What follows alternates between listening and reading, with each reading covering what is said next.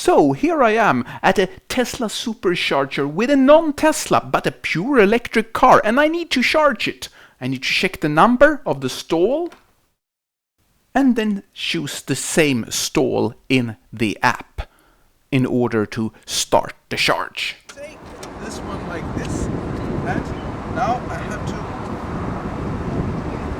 open this one, connect it like this and start charging.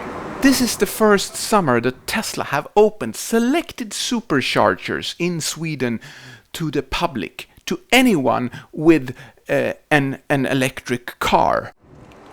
Connecting to the charger may take up to 2 minutes. What has been the result? Has it ended in complete chaos, or did it work fine? The main problem is actually unfolding right behind me, as all electric cars do not have their charging ports on the left side of the car. The place behind me is actually having its stall hijacked by the car to the right of the stall, since this car has its charging port on the right side of the car. So the red Tesla that's just arriving has now to find another stall. This EV is now actually blocking 2 stalls for other Tesla, since the length of the Supercharger cable is optimized for Tesla cars, all that have their charging port in the back left side of the car. It's green. It's charging the Volvo XC40 on a Tesla charger. That's cool, right? So we are charging the Volvo with 125, 26, 27. How fast will it go? So we are reaching a maximum charging speed of 133 kilowatt during this charging session. The maximum that this EV can take when DC fast charge is 150 kilowatt. Now comes the really tricky part. Will I be able to charge my Tesla in the same time like I'm charging the other car on the same account? It looks like that. Now, when the electric revolution has started and more people are buying cars that runs on electricity, the need for fast charging has gone up, especially during the summer and longer weekends when a lot of people are out going to different places. It's of course not a problem if you let other EV brands charge at a Tesla Supercharger when it's half empty.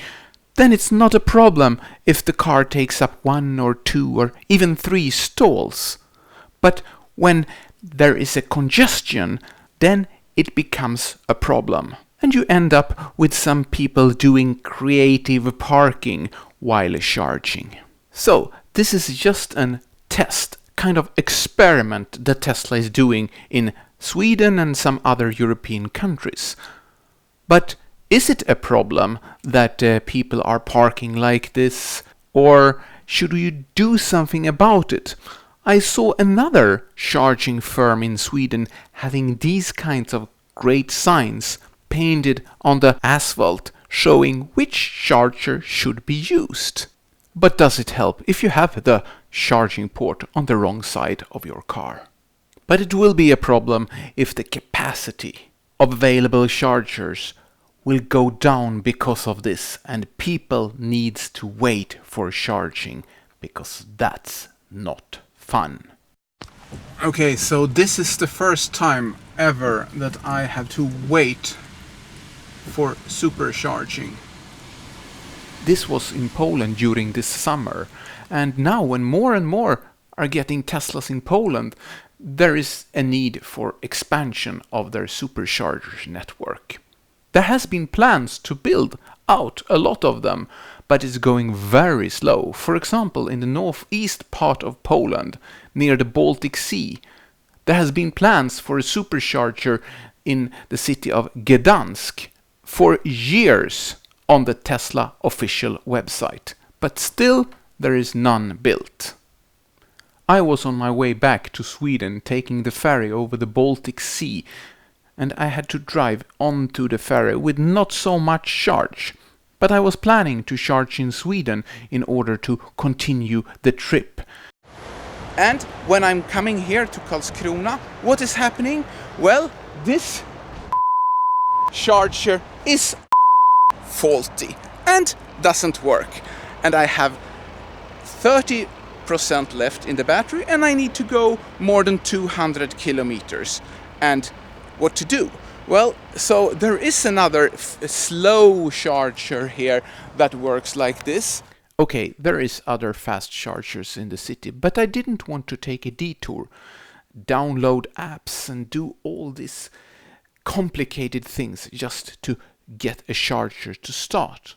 I just wanted to continue on my trip. So I charged slowly for some time, just enough so I could reach the next supercharger en route to my destination. So what is the conclusion? Chargers that don't work sucks.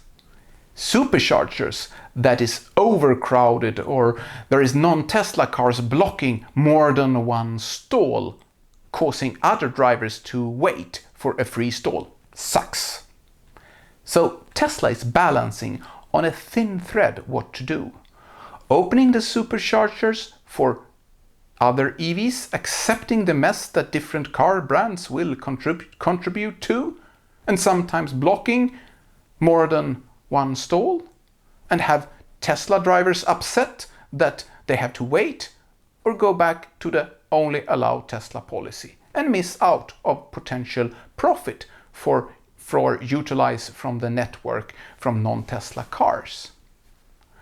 Open up the supercharger network has been easy here in Europe, where Tesla have adapted to the so-called CCS standard. This is the plug that you put into the car. But in the US it's a different story. Since Tesla have their own unique plug that makes it impossible for other EVs to charge at their superchargers. Here, Tesla has two options. Either they retrofit the supercharger, adding a CCS cable, or they start to sell adapters for other EVs, so they can charge on the supercharger. Or maybe they can actually rent them out for a monthly fee and only allow people that have them to be allowed to charge on their superchargers. Then Tesla have the control over how many non-Teslas will be allowed on their network.